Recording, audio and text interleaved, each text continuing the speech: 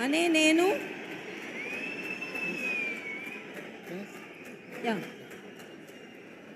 నేను యనుమల రేవంత్ రెడ్డి అనే నేను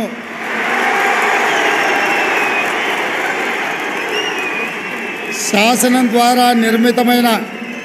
భారత రాజ్యాంగం పట్ల నిజమైన విశ్వాసం, విధేయత చూపుతానని,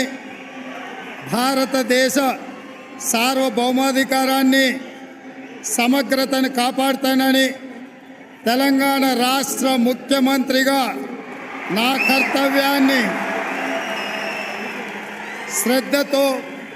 అంతఃకరణ చిత్తశుద్ధితో నిర్వహిస్తానని, భయం కానీ, పక్షపాతం కానీ, రాగద్వేషాలు కానీ లేకుండా రాజ్యాంగాన్ని, శాసనాలను అనుసరించి